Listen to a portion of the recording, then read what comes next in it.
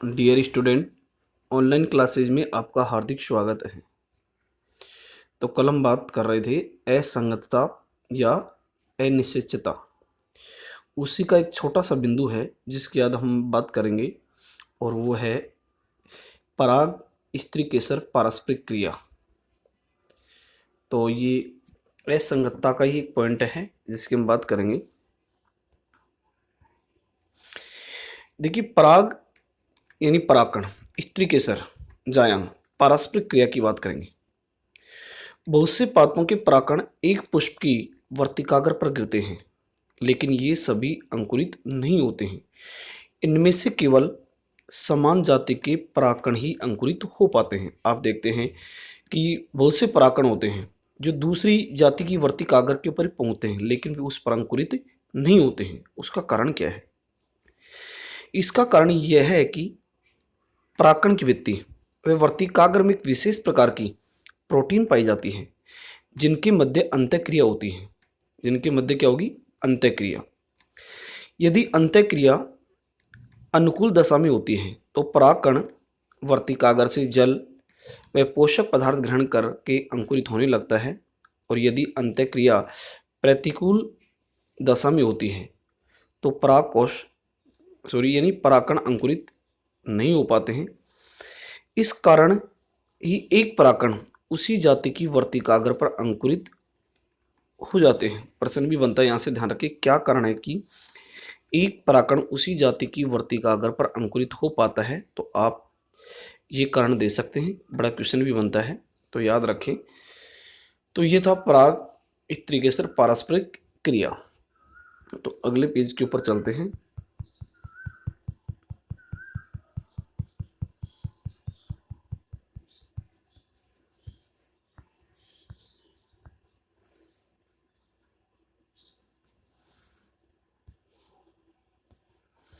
देखिए, ये सब अनिश्चितता का कारण आकारिकी या कारिकीय कारक हो सकते हैं। इसका नियंत्रण एक जीन के अनेक युग्म विकल्पियों के द्वारा होता है। ये इसका कारण भी बताया गया कि इसका कारण क्या है। आकारिकी या कारिकी कारक हो सकते हैं और इसका नियंत्रण एक जीन के अनेक युग्म विकल्पियों द्वारा होता है।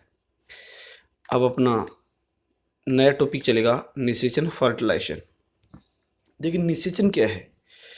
नर व मादा युग्मकों के संलयन की क्रिया को निषेचन कहते हैं। निषेचन क्रिया का अध्ययन सर्वप्रथम स्टार्च बर्जर ने 1884 में लीलियम पादप में की। याद रखें, यहाँ से भी क्वेश्चन बन रहा है। परागकण के अंकुरण के पश्चात पराग नलिका का निर्माण होता है, या पढ़ चुके हैं। पराग नलिका की सहायता से नर युग्मकों को अंडकोशिका तक पहुंचाया जाता है। इसे बोलते हैं साइफोनोगेमी। याद रखें, क्योंकि आप दो पार्ट पढ़ चुके हैं, एक नर युग्म कोद्भिद और एक मादा युग्म कोद्भिद। अब आपको दोनों को ध्यान रखना है और निषेचन किस प्रकार से होगा वो अध्ययन करेंगे। याद रखना, साइफोनोगेमी क्या है तो आप बताएंगे। परागकण के अंकुरण के पश्चात पराग नलिका का निर्माण होता है। पराग नलिका की सहायता से नर युग्मकों को अंडकोशिका तक पहुंचाया जाता है। इसे साइफोनोगेमी कहते हैं। और आप ये देखेंगे नर युग्मकों को अंडकोशिका तक किस प्रकार से पहुंचाया जाएगा। निषेचन क्रिया निम्न चरणों में पूरी होती है। तो पहला चरण होगा जिसकी बात करेंगे। देखिए, परागकणों का अंकुरण, पराग नलिका का निर्माण।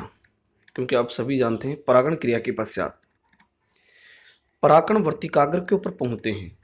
वर्तिकाग्र से जल, शर्करा, वसा, रेजिन आदि पोषक पदार्थ ग्रहण करके परागकण क्या हो जाते हैं? फूल जाते हैं, जिससे परागकण की अंतःचोलिक नलिका के रूप में बाहर निकलते हैं, जिसे क्या कहा जाता है?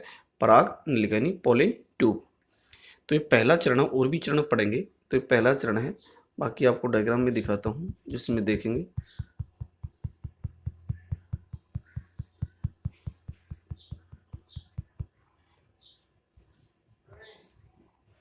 देखिए, इस डायग्राम में आप देख रहे हैं कि ये है परागकण है, और ये इससे पराग नलिका निकल रही है, और ये पराग नलिका किधर जा रही है?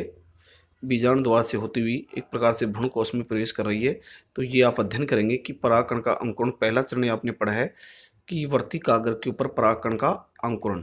उसके बाद में आप देखेंगे कि पराग नलिका का किसमें एक प्रकार से किस में प्रवेश हो रहा है, आप डायग्राम में देख रहे हैं कि पराग नलिका का बीजाणु में प्रवेश हो रहा है, किस प्रकार से होगा, भ्रूणकोश में प्रवेश हो रहा है वो किस प्रकार से होगा, वो डायग्राम में आप देखेंगे। आज के लिए इतना ही, धन्यवाद।